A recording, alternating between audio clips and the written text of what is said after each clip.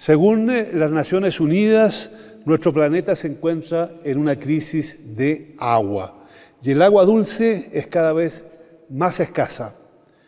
Bienvenidos a Claves, y esta es una coproducción de la televisión alemana Deutsche Welle y el canal Capital de Bogotá. Estamos en el Congreso de la República de Colombia y en la moderación me acompaña Omaira Morales, de Canal Capital. Gonzalo, mil gracias y por supuesto bienvenido a mi país y a mi ciudad, la capital de la República.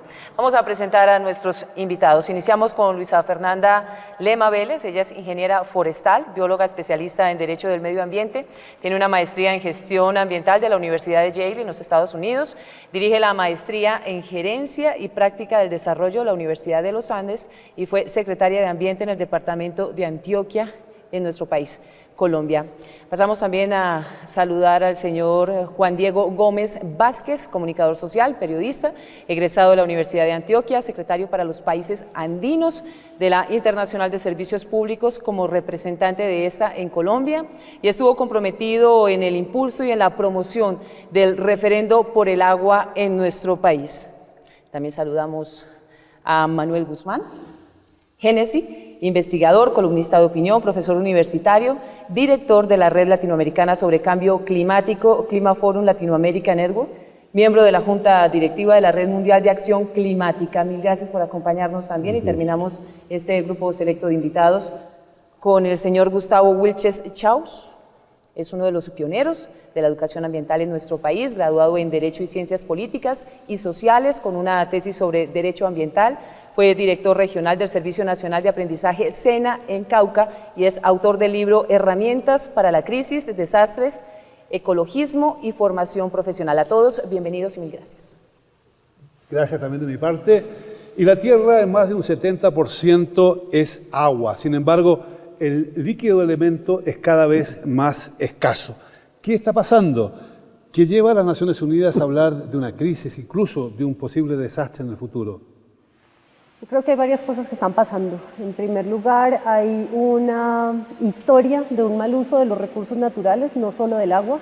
Debemos leer los recursos naturales como un tejido, ellos están interconectados unos con los otros y pues estamos arrastrando las consecuencias de esa historia de mal manejo, por un lado. Y por otro lado tenemos ya unos efectos de cambio climático exacerbados que nos están cambiando la manera como el recurso nos está llegando. Nos están cambiando los regímenes hidrológicos, nos están cambiando caudales en ríos, estamos teniendo pérdida de glaciales, entonces nos estamos enfrentando a una nueva realidad que está cambiando muy rápido. Somos conscientes de la cantidad de agua que hay en el planeta, se dice que el 70%, pero de ese tan solo el 3% es agua dulce y de ese 3% tenemos posibilidad de acceder al 1%. ¿Somos conscientes del agua, de la posibilidad de lo que representa cuidarla y mantenerla? Realmente no es que se esté acabando el agua en el planeta. El agua en el planeta es constante casi que desde el origen de la Tierra y muy posiblemente llega aquí el agua con un cometa de hielo o con varios cometas de hielo que se chocan con el planeta Tierra cuando se está formando y esa es el agua que tenemos hoy. El agua se está reciclando constantemente y el gran problema del agua es quizá el mismo problema de la riqueza en el planeta y es que está mal distribuida. Entonces, mientras en algunos sitios hay una enorme cantidad de agua generando desastres por cantidad de agua, en otros casos hay casi ausencia absoluta generando desastres por sequía. Lo que ha cambiado entonces es la capacidad de redistribución, digamos, equitativa del agua, de alguna medida, y eso depende es de la integridad de los ecosistemas de la Tierra. Y esos ecosistemas sí han ido alterándose, y especialmente por la manera como entendemos el desarrollo. El agua no es únicamente una sustancia, no es un objeto, no es una mercancía, el agua es un ser vivo y su condición de ser vivo es parte de lo que le otorga la condición de vivo al planeta Tierra. Entonces hay que entenderla y esa es una cosa muy interesante de este momento particular de la especie humana en la Tierra, hay que entenderla como un ser vivo que está comenzando a hablar muy fuerte.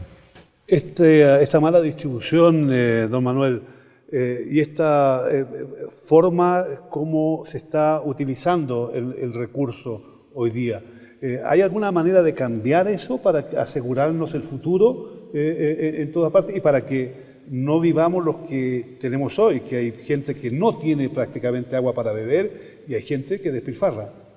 Yo creo que hay que cambiarlo todo. Y cuando se habla de la crisis del agua, En realidad, de lo que se está hablando es de una crisis mucho más profunda que desembocó, entre otras, en la crisis del agua. De lo que estamos hablando en el fondo es de la crisis del modelo de civilización que nosotros inventamos como cultura para ser felices. Ese es el gran fallido histórico de la humanidad que se comienza a conocer en la mitad del siglo XX, pero que comienza a estallar en mil pedazos en forma de desastres climáticos, en forma de carencia de agua, en forma de alimentos, porque cuando nosotros estamos hablando de agua, en el fondo estamos hablando de una crisis alimentaria, de un problema de hambre en el mundo, ocasionada por la falta de fertilidad de los suelos, sobre lo cual contribuye pues el agua, y los fenómenos de sequías que hoy estamos viviendo en Colombia y en muchos lugares de América Latina y del mundo, no son sino un anticipo de esta cuenta de cobro a la que se refería Gustavo, que la Tierra ya nos ha comenzado a pasar por habernos equivocado quizá en el modelo de civilización que inventamos, en el modelo de desarrollo, en los criterios económicos que subyacen en los esquemas de planeación del desarrollo sobre los esquemas protectores de la vida. Pero si la Pachamama nos pasa la cuenta, como dicen muchos, en verdad, y en verdad es cierto, cambiar el sistema en el cual vivimos parece ser hoy día una tarea imposible. Entonces, ¿cómo se va a solucionar el problema si es imposible cambiar el sistema? Quisiera agregar un asunto más, es el tema del uso del agua, porque Naciones Unidas ya definió que el agua es un derecho humano fundamental, está definido así por Naciones Unidas. Pero ¿qué es lo que hacen los estados para garantizar que sea realmente un derecho de los ciudadanos el acceso universal al agua? Entonces viene el tema del uso. Y aquí hay asuntos que tienen que ver con el modelo de desarrollo que se está aplicando y con una política extractivista que está haciendo un efecto nocivo sobre las posibilidades de acceso del agua potable a todos los ciudadanos. Es que quienes están usufructuando el agua para su uso en este momento son las multinacionales extractivistas de los minerales que contaminan las fuentes hídricas y que impiden que el agua que se está reciclando pueda ser utilizada fundamentalmente para lo que es, para la sobrevivencia, para la vida, porque el agua genera vida. Entonces, si se está utilizando realmente para eso, para la sobrevivencia, para la vida, para darle seguridad alimentaria a todos los ciudadanos del planeta. Pero es que ahí hay un problema que a mí me resulta bastante difícil de explicarlo. Las Naciones Unidas también se ha definido como una organización de paz. Así nacieron las Naciones Unidas, pero en verdad hoy hace la guerra el que se siente más fuerte y tiene más armas. Y las Naciones Unidas prácticamente no puede hacer nada. Vale decir, sí, a nivel internacional no se pueden tomar medidas para que esto funcione de otra manera, a nivel local tampoco es posible. Entonces estamos viviendo un círculo vicioso. Mire, yo voy a poner 2 o 3 ejemplos aquí de medidas de carácter gubernamental de los estados, ¿sí? Las multinacionales que se han empecinado en tener el recurso agua para comerciar con él, para lucrarse de él, han cogido y han experimentado la prestación de servicios en varias partes del mundo. Desde 1985, en París, la Suez y Veolia, que eran empresas multinacionales prestadoras de servicios de agua, estaban prestando el servicio allí. Pero no estaban garantizando todo lo que habían prometido frente a la prestación de servicio y las posibilidades de que los ciudadanos tuvieran agua potable a costos baratos. ¿Qué tuvo que hacer París, una de las principales ciudades del mundo? Remunicipalizar la prestación del servicio de agua. Eso no solo se está dando en París, eso se está dando en muchas otras partes del mundo y en países muy cercanos. En Bolivia se remunicipalizó todo el servicio de agua de La Paz y del Alto, de 2 de las grandes principales ciudades de Bolivia, ¿sí? Estamos en procesos de remunicipalización también en Argentina ante la crisis que se dio, donde las multinacionales de agua prefirieron irse porque no iban a seguir ganando lo mismo que ganaban en medio de la crisis a comienzos de la década del 2000. Entonces, se pueden generar políticas de Estado integrales que protejan todo el ciclo hídrico, y que beneficie fundamentalmente la razón que tiene de existencia del agua, que es el agua para la vida, el agua para garantizar seguridad alimentaria, el agua para que todos tengamos posibilidades de mínimo de sobrevivencia, si no vamos a entrar en una crisis aún peor.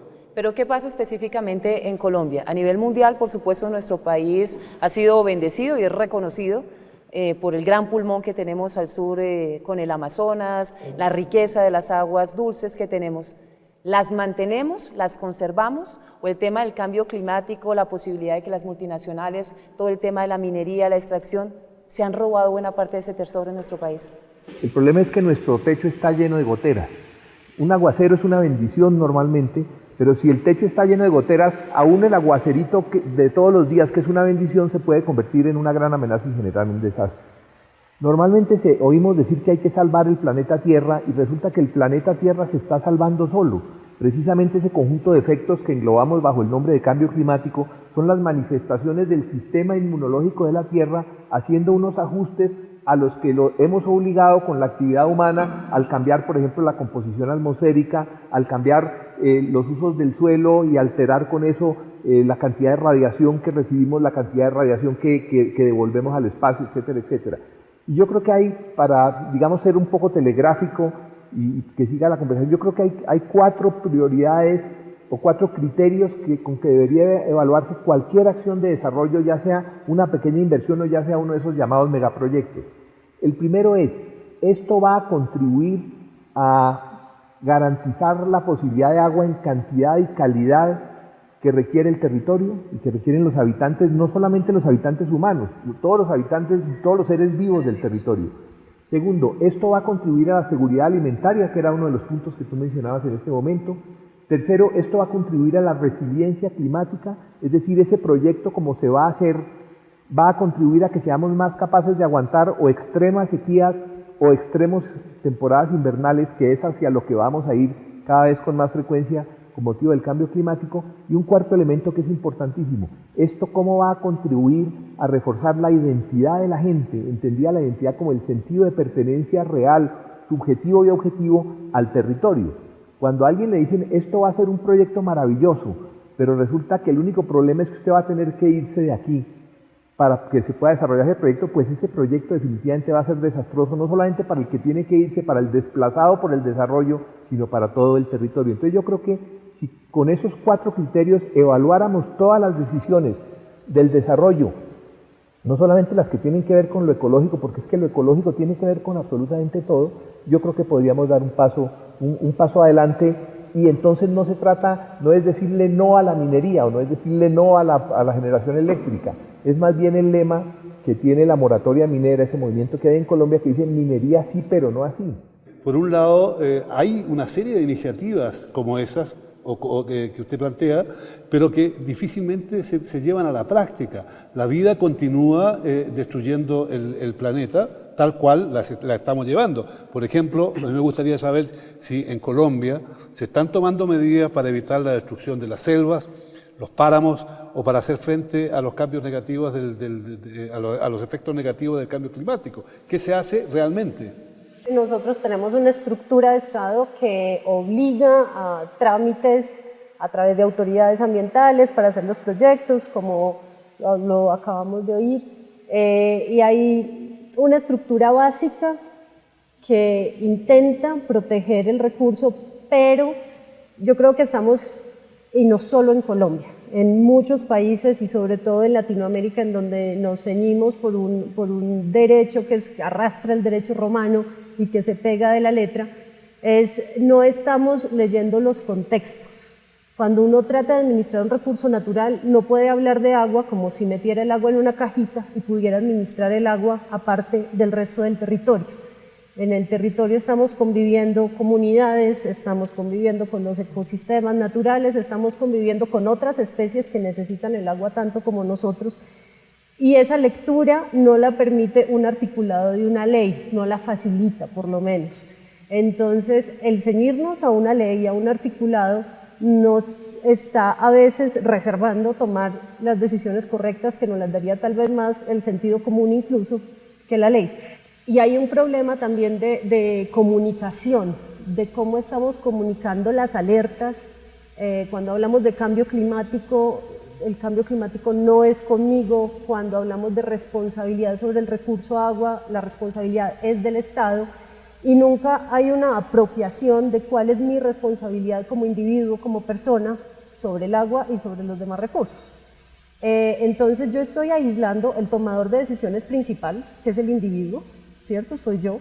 Lo estoy aislando de conectarse con ese recurso sobre el cual está tomando una decisión.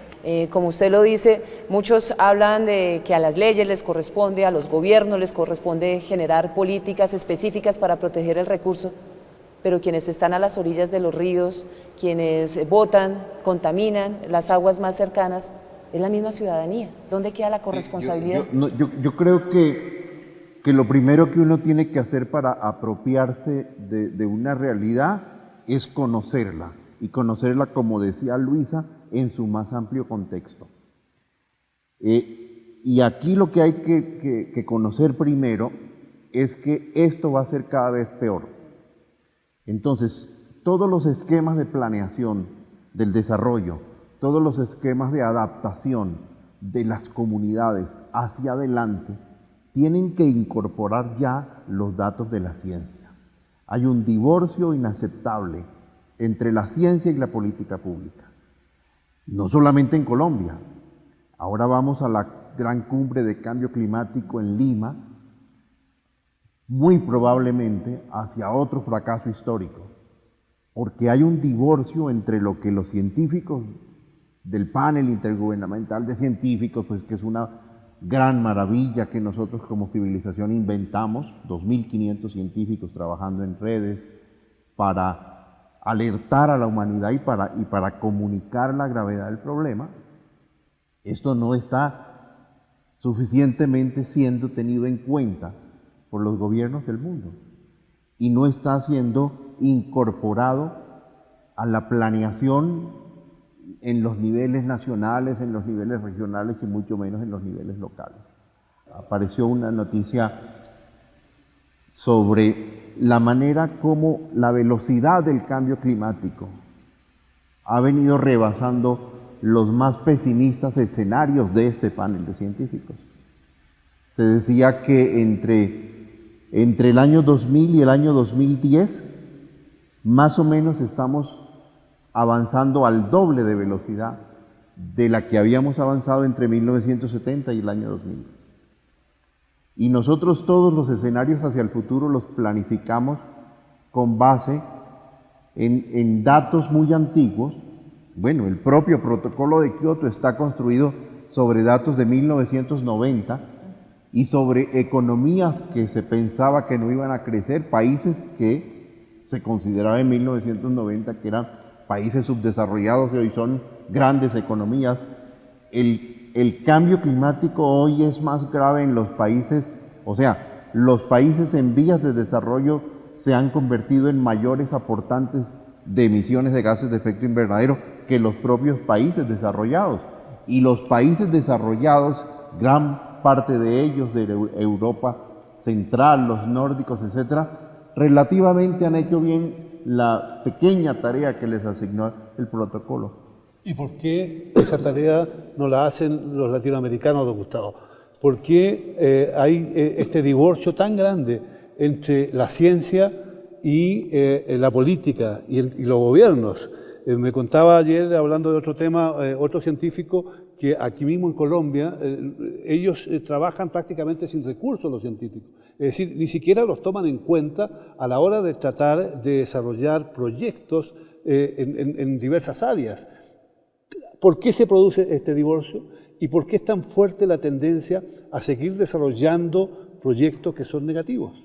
Yo creo que hemos comprado, como se decía en las rondas anteriores, un modelo de desarrollo, un modelo de éxito que hace que midamos nuestro éxito en función de la cantidad de gases de efecto invernadero que aportamos a la atmósfera y en función de la cantidad de desechos que arrojamos al suelo o que arrojamos al mar o a los ríos. Omaira me preguntaba, la primera pregunta que me hiciste y se quedó por fuera de las respuestas, ¿qué tan conscientes éramos nosotros de la realidad del agua y de la importancia del agua? Creo que uno de los problemas que ha tenido Colombia es precisamente que la ha tenido en abundancia. Entonces no hemos sido conscientes de lo que significa que falte el agua, como pueden ser conscientes las mismas culturas de la Guajira, por ejemplo, o culturas de ecosistemas muy secos.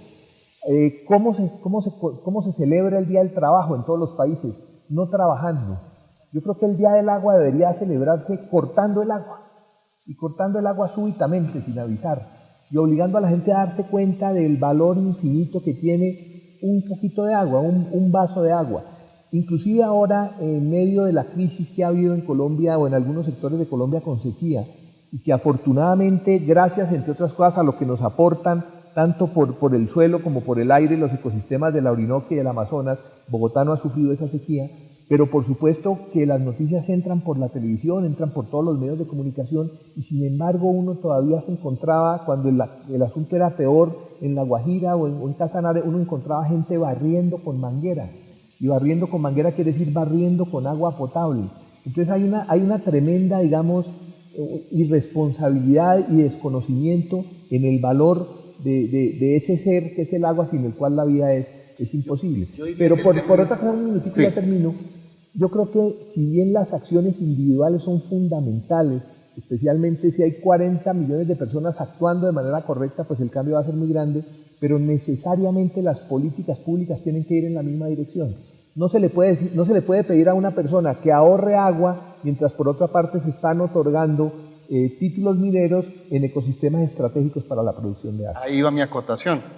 No es solo un divorcio entre el tema del desarrollo, el cuidado del agua y todo esto, sino también es un tema de la cultura del agua y la pedagogía para una nueva cultura del agua.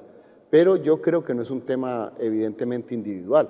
Aquí necesitamos políticas públicas, porque si uno va a mirar ahorita cuáles son las concesiones mineras que hay y dónde están ubicadas, encuentra que esas concesiones mineras están ubicadas fundamentalmente sobre las 3 cordilleras, que son además los principales aportantes de recurso hídrico. Las 3 cordilleras son aportantes.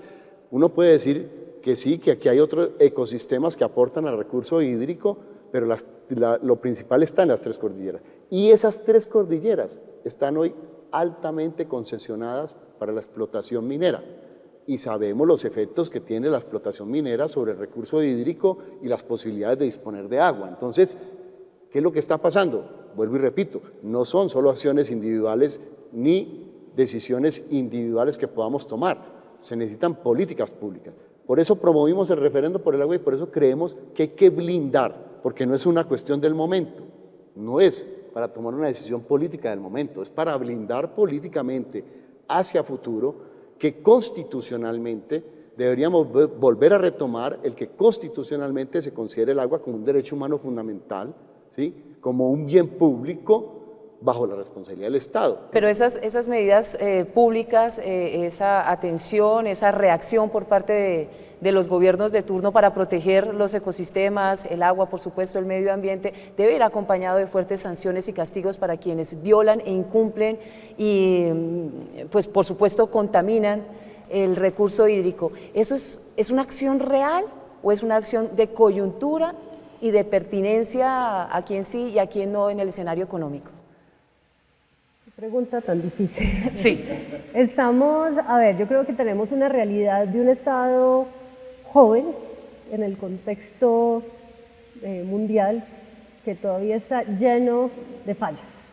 Un Estado que quisiera ser más fuerte de lo que es y un Estado al que le falta mucho por crecer. Creo que las autoridades ambientales tienen una particularidad y es un compromiso desde lo local, desde sus profesionales técnicos, pero están permeadas por una cantidad de fallas como el resto de las autoridades en los otros sectores.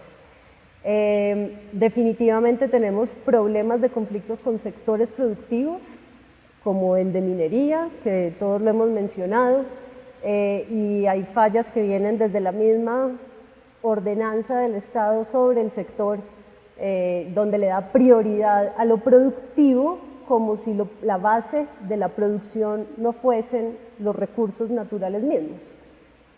Digamos, se niega la capacidad productiva del recurso natural y se pone a la industria y se pone a la minería y a lo extractivo por encima de. Eso nos pasa con mucha frecuencia en el territorio. Creo que hay algunos esfuerzos para que cada vez en la planeación del desarrollo del país se consideren más los temas no solo ambientales sino sociales, el agua entre ellos, pero creo que estamos tan lejos de llegar al punto donde podamos decir el Estado efectivamente tiene un control sobre esto, que la sociedad es la que tiene que movilizarse. Si miramos con ojo crítico que organizaciones internacionales, gobiernos poderosos o débiles, al final terminan transando en función de proyectos económicos, aun cuando estos sean nocivos para todos. Si ellos actúan así, ¿qué tiene que hacer o qué podría hacer la sociedad civil de América Latina para hacer valer su derecho al agua? ¿Qué podrían hacer para hacer valer el derecho a tener agua limpia para ellos y para sus hijos, y al mismo tiempo para que la situación o la administración del agua en América Latina sea diferente? Yo creo que tenemos experiencias que tienen que ver con eso, con la capacidad de los pueblos a decidir sobre sus recursos y en particular sobre el uso del agua. Italia, 2011, hace un referendo para saber si se privatizan los servicios de agua o no, y la población dijo no, se debe mantener bajo la responsabilidad y protección del Estado. ¿Sí? Igualmente ocurrió en Uruguay. Uruguay, la constitución que tiene y las normas y las leyes que tienen sobre el agua de manera integral son el producto de la consulta y la participación ciudadana. Los pueblos, los ciudadanos decidiendo qué hacer con respecto al agua y las políticas de agua de manera integral. O sea que sí es posible, pero es más, en este momento en Europa hay una iniciativa de participación ciudadana de los 28 estados de la Unión Europea, donde ya se han recogido más de 1.700.000 firmas para que esos estados respeten fundamentalmente el derecho fundamental al agua y no se ponga el servicio de agua potable, el acceso de agua potable al servicio de las multinacionales. Todas estas iniciativas, que son iniciativas de la participación ciudadana en la toma de sus decisiones, tenemos que seguirlas impulsando. Y es que muchas cosas se están haciendo, pero desconociendo que detrás de este tema del uso del agua hay una gran fuerza, hay un gran poder, que es el poder de corporaciones económicas y de empresas transnacionales a los que no le interesa mirar el asunto de la misma manera, a los que le interesa mirar el agua como una mercancía para beneficiarse económicamente de esa mercancía y no como un derecho que se le debe otorgar a todos los ciudadanos. Allí es donde el Estado tiene que jugar un papel determinante. Los países de América Latina están exportando cada vez más minerales, recursos básicos, y sin duda alguna la minería está creciendo de una forma impresionante. La minería no puede vivir sin agua. Por otro lado, el futuro de la agricultura sigue siendo bastante preocupante y es al mismo tiempo la agricultura el mayor consumidor de agua, especialmente aquí en los países latinoamericanos. ¿De dónde saldrá tanta agua, don Gustavo, para mantener estos sistemas de producción que, si bien es cierto, brindan ganancias, a largo plazo nos están sumiendo en una pobreza horrorosa? Es muy interesante porque hay que redefinir entonces el concepto de ganancias. Alguna persona muy importante y muy influyente en el diseño de la economía colombiana y del desarrollo colombiano decía una vez que con los recursos de la minería los vamos a invertir en desarrollo sostenible. Y yo me he preguntado siempre si no será que vamos a vender los riñones y con lo que nos den por los riñones compramos un aparato para diálisis, que eso es posiblemente hacia lo que vamos. A mí hay una cosa que me parece muy interesante y es que si yo les pido a ustedes que si yo digo una mentira, ustedes finjan que me la creen y en contraprestación cuando ustedes digan una mentira yo finjo que les creo. Eso es válido entre los humanos y muchas veces tanto a nivel internacional como a nivel nacional y local, entre los humanos nos echamos mentiras y entonces pensamos que vamos bien. Resulta que esa mentira no se la podemos echar al agua, ni se la podemos echar a las laderas, ni se la podemos echar a los ríos, ni se la podemos echar al mar, no se la podemos echar al territorio en general. Y entonces eso es muy interesante porque eso nos va a obligar por las buenas o por las malas a transformarnos o a desaparecer como especie en quién sabe cuántas generaciones. Fíjate una cosa, si el panel intergubernamental para cambio climático, esta red enorme de científicos dedicados a estudiar el tema, mañana apareciera y dijera qué pena, qué vergüenza, el computador tenía un virus, realmente no hay tal cambio climático, todas las transformaciones que hay que hacer y que se quieren hacer por cuenta del cambio climático hay que hacerlas con o sin cambio climático, porque en última no estamos hablando solamente de nuestra capacidad de adaptarnos al clima, sino nuestra capacidad de convivir entre los seres humanos y de convivir con los ecosistemas. Es decir, si no hubiera cambio climático, de todas maneras habría que hacer las mismas transformaciones. Y lo otro es que este planeta se está transformando en un nuevo planeta como resultado, digamos, de los ajustes que está haciendo para adaptarse el mismo planeta Tierra al impacto de la actividad humana, y eso está haciendo que conceptos como el de competitividad, por ejemplo, cambien totalmente. Yo creo que cada vez va a ser más competitivo un territorio si puede demostrar, en primer lugar, que es capaz de aguantar extremos climáticos, que es capaz de aguantar o fuertes sequías o fuertes temporadas invernales, o una cosa que en este momento lo vimos ahora muy didácticamente en la crisis de sequía del Caribe colombiano, y es que en medio de una temporada de enorme sequía puede venir un enorme aguacero y entonces pasamos de la inundación o de la sequía a la inundación y después volvemos a la sequía. Entonces esa capacidad de un territorio para resistir cambios extremos es un factor de competitividad que hasta ahora no ha sido tenido en cuenta. Y otra capacidad importantísima es, por ejemplo, la de ser capaces de transformar pacíficamente conflictos. Un territorio que pueda demostrar que los conflictos se transforman de manera pacífica es un territorio que va a ser más competitivo en este nuevo planeta. Y eso nos lleva a un tema que ojalá le dedicáramos una ronda, que es un tema de enorme importancia para Colombia y de mucho interés para el resto de América Latina y el Caribe y en general del mundo, es el tema de la paz en Colombia. Yo creo que hay una apuesta de una gran cantidad de gente de la sociedad colombiana, dentro de la cual creo que estamos todos los que estamos acá sentados porque el proceso de paz resulte, pero resulta que la paz entre los seres humanos es imposible si no hacemos la paz con los ecosistemas. Podemos pactar entre todos los bandos más enfrentados entre sí la paz, que si llegamos a un territorio y ahí se ha acabado el agua, somos incapaces de aguantar la sequía, somos incapaces de aguantar el invierno, entonces definitivamente no va a ser posible la paz. ¿Por qué si en el 2010 Naciones Unidas, ya lo ha mencionado usted, declaró como un derecho fundamental el acceso al agua potable, pareciera que en América Latina este llamado o este clamor internacional no ha hecho realmente mella? ¿Se ha trabajado en eso? ¿Se han hecho cambios sustanciales importantes frente a esta transformación? ¿Que se convierta en un derecho fundamental real, no solamente en el papel, sino en la misma práctica? Pues lo que yo creo es que primero tenemos que creernos desde la sociedad civil los discursos que nosotros mismos nos decimos, por ejemplo, sobre qué es derecho fundamental. Cuando Gustavo estaba hablando de que no le podemos decir mentiras, no nos podemos decir mentiras con respecto al agua, de que no le podemos mentir a la naturaleza. Yo quisiera volver sobre ese tema del doble discurso y del decirnos o no mentiras, porque es un problema de la humanidad.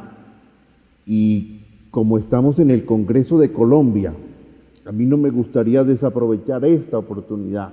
Sí, lo que tendríamos que preguntarnos sería en esa capacidad que hemos desarrollado para creernos nuestros propios inventos, nuestras propias mentiras, nuestros imaginarios, conectando con lo que preguntaba Gustavo Wilches ahora, de que no le podemos mentir a la naturaleza. Y a mí me gustaría aprovechar que estamos en este recinto del Congreso colombiano para poner este tema sobre la mesa, porque no es exclusivo del Congreso colombiano, esta exquisita, maravillosa capacidad que ellos han desarrollado para hacernos creer que lo que están diciendo corresponde a una profunda preocupación en el ejercicio de los deberes que como ciudadanos le hemos delegado de defender la vida por sobre la economía, de planificar el desarrollo como corresponde, de prevenir el cambio climático. Se mueren 400.000 seres humanos al año como causa de cambio climático, muchos de los cuales niños de entre 0 y 5 años en La Guajira colombiana. Y entonces, en este congreso en donde estamos, nos proponen soluciones casi mágicas para llevar agua, para atender una calamidad que evidentemente ha debido ser declarada emergencia humanitaria hace por lo menos un año.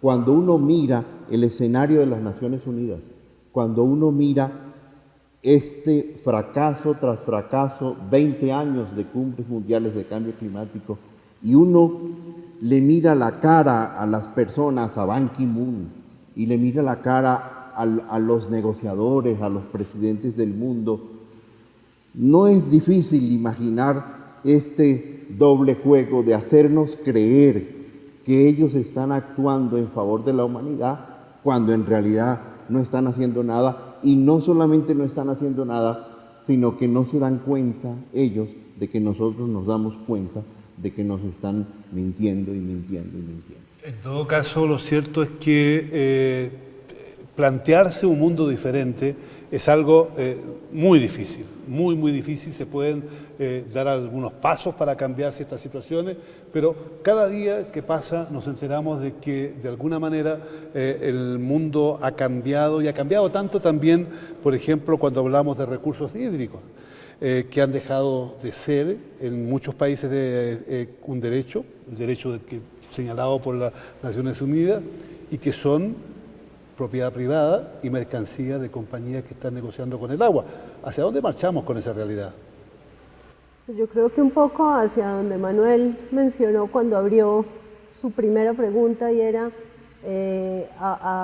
cada vez materializar más un concepto de desarrollo que está alterado por un concepto de bienestar a través de un consumo aumentado. Y en la medida en que yo voy midiendo mi bienestar a través de cómo consumo y de lo que consumo, pues el sector productivo se adapta a esa demanda y me va convirtiendo en bienes y me va monetizando todo lo que me está entregando, entre eso el agua. Y bueno, es un camino que yo sí creo que hay algunos movimientos sociales que están intentando cambiar, aislados, siguen siendo pequeños, pero siguen siendo crecientes. Yo veo a los neo-hippies montando en bicicleta y me lleno de emoción, sin ser una de ellos, pero me lleno de emoción. Creo que son los paleo-hippies, son una bacanería. Pero entonces sí creo que hay pequeños nichos sociales que están creciendo, pero la masa sigue siendo esa, la del modelo de bienestar a través del consumo. ¿Sí? Perdón, los interrumpo, porque es que ahí da un tema bien interesante, y es que hay un choque generacional hoy que llama a la protección del medio ambiente. Digo choque generacional porque hay una cultura de los adultos, de las personas de la generación antes, bueno, que ustedes les llaman los paleohippies, y los niños, los jóvenes de ahora. Esta generación está súper comprometida con la protección del recurso hídrico, del medio ambiente. Sabe que si no lo cuida, pues el escenario a futuro va a ser absolutamente catastrófico, y ha hecho todo un proceso pedagógico con esas otras generaciones, con sus papás, sus abuelos y demás. Creo que han hecho ellos más que lo que se ha hecho desde los gobiernos de turno, generando esa conciencia, no solamente la que se genera a través de las escuelas, con procesos pedagógicos contundentes y fuertes. Omaira, pero yo quisiera volver a tu pregunta anterior, que es muy importante, porque hay asimetrías en las decisiones de políticas. Porque tú lo preguntaste, bueno, ¿qué se hace entonces en nuestros países, en nuestras sociedades? Yo lo decía ahorita, asimetrías como estas. Con base en la Declaración de Naciones Unidas, ya hay estados que han adoptado el agua como un derecho humano fundamental constitucionalmente, ¿sí? Y algunos han tomado políticas integrales. En Brasil se están tomando políticas integrales de protección del agua, ¿sí? Y al lado de él yo digo Uruguay, Bolivia, Ecuador, Colombia, Ecuador, Venezuela, con decisiones desde lo constitucional que a veces después chocan con leyes y normas particulares cuando ya se trata de poner los énfasis, porque también en Ecuador y en Bolivia la política extractiva es muy fuerte y a veces no logra regularse para proteger integralmente el agua. Pero yo quisiera aquí poner un tema que seguramente da para un solo programa, y es que en contravía de esto que define Naciones Unidas, ahora hay 50 países con la dirección fundamentalmente de los Estados Unidos y la Unión Europea, negociando un nuevo acuerdo de comercio de servicios, ¿sí? Que es el TISA, por sus siglas en inglés, Nuevo Acuerdo de Comercio de Servicios, que lo hacen por fuera de la Organización Mundial de Comercio, de la OMC, para terminar de regular todos los servicios, entre ellos el servicio de agua potable, y abrir definitivamente las compuertas para que no haya ningún tipo de protección de los estados al agua de manera integral, para que se lucren las multinacionales de esos 50 países, negociando por fuera de la OMC, entre ellos Colombia. Esto es un llamado de alerta, porque eso va en contravía de lo que ya dijo Naciones Unidas, de que particularmente el agua es un derecho humano fundamental y no hace parte realmente de esa esfera de las mercancías y del comercio. Y se está negociando por fuera, y con efectos muy nocivos en términos de las posibilidades democráticas de los pueblos de decidir sobre esos servicios. Y así llegamos al final del programa. Sin duda alguna es difícil dar consejos porque en definitiva los consejos son difíciles de entregar, sobre todo en un programa como este, pero quizás sería bueno llamar la atención sobre la necesidad de que nos preocupemos más del recurso de agua y sobre todo que nos preocupemos de hacer todo aquello que sea posible para no despilfarrar el agua, para utilizarla bien y al mismo tiempo de preocuparnos de lo que acontece en el resto del mundo con este importante elemento. Gracias por acompañarnos, gracias por estar con nosotros.